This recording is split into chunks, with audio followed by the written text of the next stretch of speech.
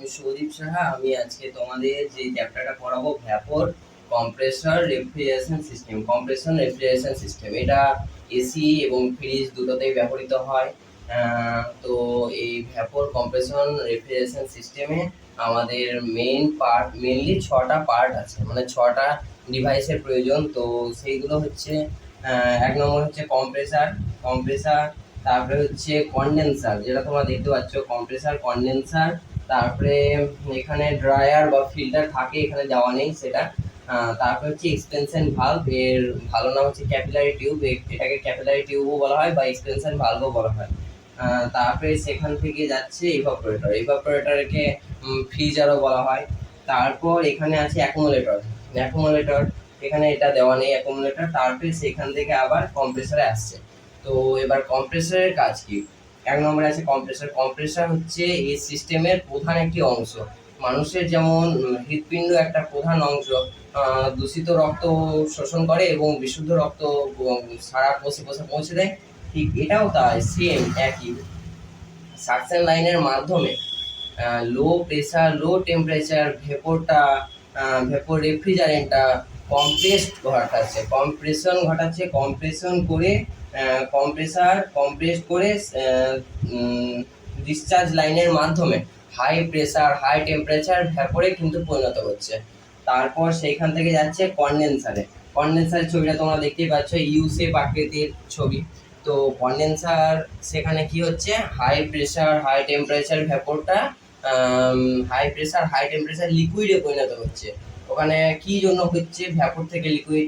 কারণ এখানে ইউ শেপের বিভিন্ন টিউব থাকে, কপার টিউব আর অ্যালুমিনিয়াম টিউব। কপার অথবা অ্যালুমিনিয়াম, কপারের টিউবটাই বেশি ব্যবহৃত হয় এবং সেইটাই সাধারণত ভালো, লিকেজটা কম হয়, স্থায়িত্বটা বেশি।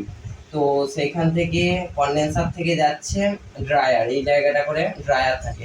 এক্সপেনশন ভালভ ও কনডেন্সারের মাঝামাঝি করে ড্রায়ার থাকে। ড্রায়ার কাজ কি? ড্রায়ার বা ফিল্টার এর কাজ হলো, যদি এই সিস্টেমে রেফ্রিজারেন্টের মধ্যে কোনো ময়েশ্চার থাকে তাহলে সেই ময়েশ্চারগুলোকে অ্যাবজর্ব করে নেয়। যেমন আমাদের বায়ুতে বিভিন্ন ধূলিকণা ও বিভিন্ন রকম পদার্থ থাকে যেগুলো মানুষের শ্বাসকষ্ট বা শরীরে ক্ষতি করে, ঠিক এইরকমই ওটা ফিল্টারের কাজ করে। তো এই ড্রায়ারের মধ্যে সিলিকা জেল থাকে, সাদা সাদা দানা দানা সিলিকা জেল থাকে। তো সেইগুলো ময়েশ্চারটাকে অ্যাবজর্ব করে নেয়। তারপরে কি করছে, সেখান থেকে পাঠাচ্ছে এক্সপেনশন ভালভ অথবা ক্যাপিলারি টিউব। তো ক্যাপিলারি টিউবে কি করছে, ক্যাপিলারি টিউবের ডায়ামিটার খুবই সূক্ষ্ম বললেই চলে। তো সেখানে পেঁচানো স্প্রিং আকারের টাইপের থাকে। তো সেইখানে high pressure high temperature liquid রেফ্রিজারেন্টটা সেখানে এসে লো প্রেসার লো টেম্পারেচার লিকুইডে পরিণত হচ্ছে এবং সেখানে -20°C তাপমাত্রা উৎপন্ন হচ্ছে। -20° মানে বুঝতেই পারছো কতটা ঠান্ডা কুলিং সিস্টেম। তারপর সেখান থেকে ফ্রিজার অথবা ইভাপোরেটরের মধ্যে প্রবেশ করছে। ফ্রিজার অথবা ইভাপোরেটরের কাজ কি? যার নাম ফ্রিজার তাকে ইভাপোরেটর বলা হয়। তো এখানে আমরা যেখানে ফ্রিজের মধ্যে ওই থাক থাকে, যেখানে আমরা খাদ্যবস্তু জল এবং বিভিন্ন রকম পদার্থ রাখি যেগুলো মানে নষ্ট হয়ে যায় না তাড়াতাড়ি। তো খাবার এবং জল ঠান্ডা করার জন্য এবং অনেকক্ষণ ধরে সংরক্ষণ যাতে থাকে, সেই সংরক্ষণের জন্য আমরা ফ্রিজারের মধ্যে খাদ্যবস্তু রাখি। তো এখানে খাদ্যবস্তুর যে উষ্ণতাটা আছে সেইটা ওই রেফ্রিজারেন্টটা অ্যাবজর্ব করে নেয় এবং তার যে ঠান্ডাটা সেটা কুলিং ফ্যান, এই ফ্রিজারের মধ্যে কুলিং ফ্যান থাকে, সেই কুলিং ফ্যানের মধ্যে চারিদিকে ঠান্ডা বাতাস ছড়িয়ে দেয়। আর ওই কুলিং ফ্যান যদি না থাকতো তাহলে ঠান্ডা বাতাসটা চারিদিকে ছড়াতে পারতো না, এক জায়গাতে ঠান্ডা আর এক জায়গায় হয়তো গরম হয়ে যেতে পারতো, সেই জন্য। আর তারপর এই ইভাপোরেটর থেকে যাচ্ছে অ্যাকুমুলেটর, এই জায়গাটা করে কম্প্রেসার আর ইভাপোরেটরের মাঝে অ্যাকুমুলেটরের কাজ হলো যে ইভাপোরেটর থেকে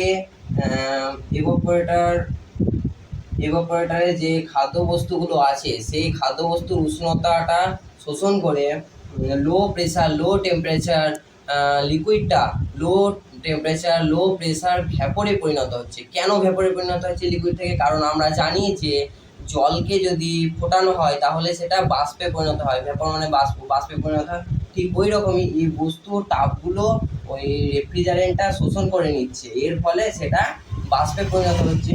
তারপর সেখান থেকে যদি কোনো কারণে ওই লো প্রেসার লো টেম্পারেচার লিকুইডটা যদি পুরোটা ভ্যাপরে যদি পরিণত না হয়, তাহলে কিন্তু কম্প্রেসরের ক্ষতি হয়।